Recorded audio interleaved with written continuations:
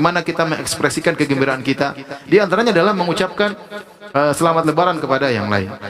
Datang dari sebagian salaf kalau mereka bertemu, kemudian di antara mereka mengucapkan taqabbalallahu minna wa minkum. Dan ini ungkapan yang paling indah. Semoga Allah menerima ibadahku dan ibadah kalian. Karena kita sudah beribadah selama sebulan, yang paling kita harapkan adalah ibadah kita diterima.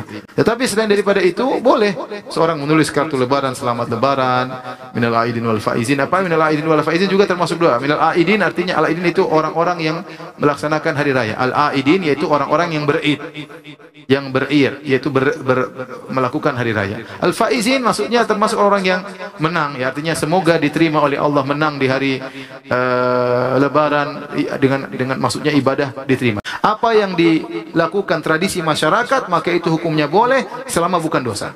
Jadi hukum asalnya boleh seorang mengucapkan selamat ini, selamat anu, ya, selama tidak dosa.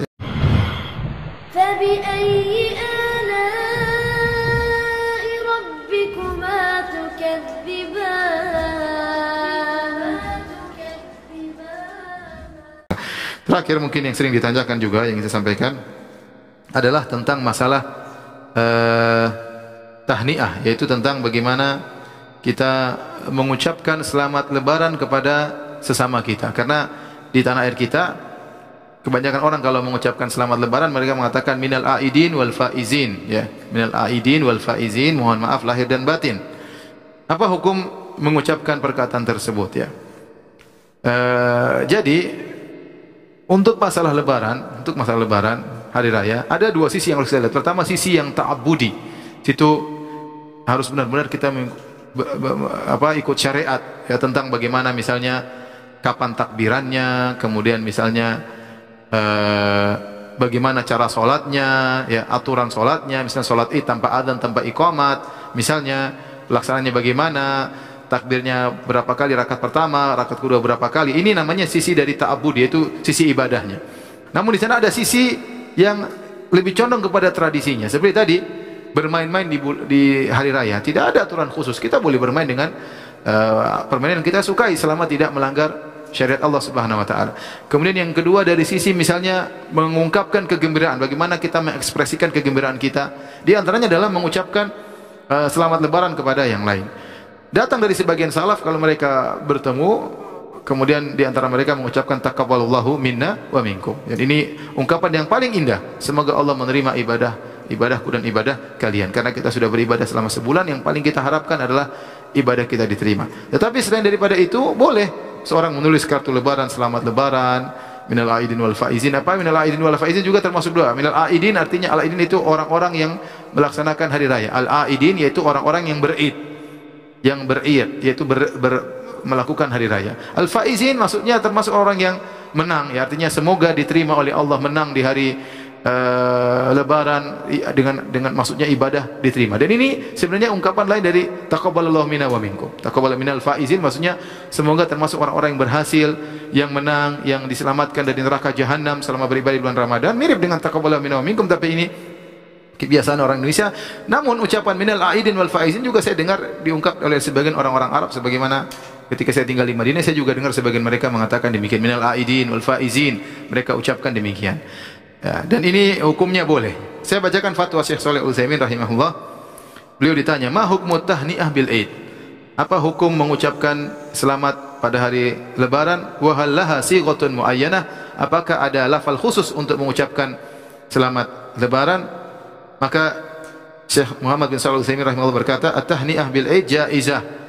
Mengucapkan selamat lebaran itu boleh. Wa laisa laha tahniatun makhsusatun, dan tidak ada lafal khusus.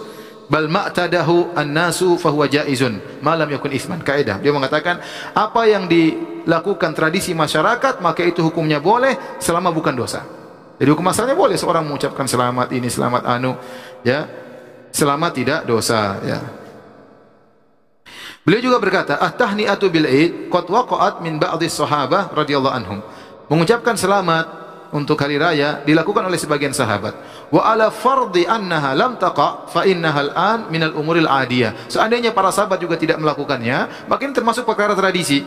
Allati i'tadaha an-nas, yang sering dilakukan oleh orang-orang. Yuhanni ba'dhum ba'dhan bi bulughil Aid wastikmali shaum wal qiyam, di mana mereka saling mengucapkan selamat karena telah sampai pada hari raya dan mereka telah menyempurnakan puasa dan salat malam mereka.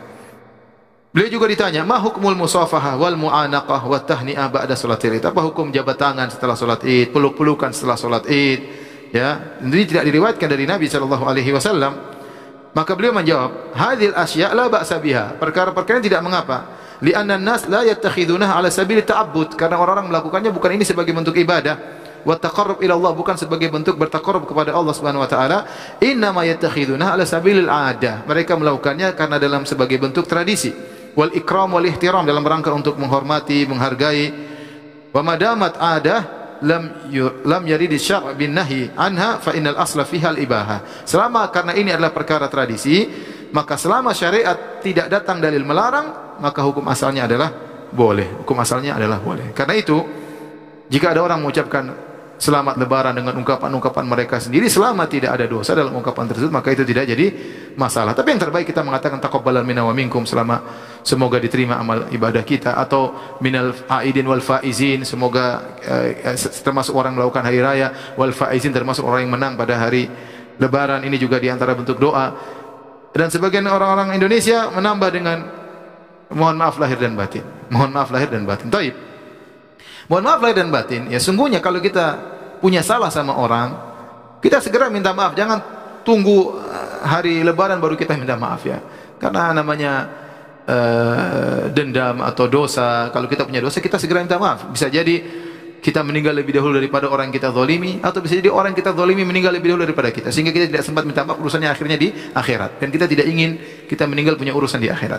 Oleh karena jika seorang punya salah, segera dia minta maaf, tidak tunggu hari raya, atau tidak tunggu bulan Ramadan baru minta maaf. Kapan dia punya dosa, segera punya salah sama orang, segera dia minta maaf agar hatinya bersih dan segera dimaafkan oleh Allah Subhanahu wa taala. Tetapi ungkapan mohon maaf lahir dan batin, ini sudah jadi suatu ungkapan orang Indonesia, bahkan diucapkan kepada orang yang dia tidak salah kepadanya. Saya seakan-akan sudah suatu stempel yang merupakan pelengkap dari minal aidin wal faizin, mohon maaf lahir dan batin. Dan kita bilang tadi, kaidah Syekh Utsaimin rahimahullahu taala selama ini sudah ditradisikan oleh masyarakat dan tidak ada makna dosa di situ, ya maka tidak jadi masalah insyaallah taala. Jadi kalau orang mengungkapkan mohon maaf lahir dan batin, kita boleh jawab dengan ungkapan tersebut juga, karena ini tradisi masyarakat Indonesia dan hukum asal tradisi adalah boleh selama tidak melanggar syariat.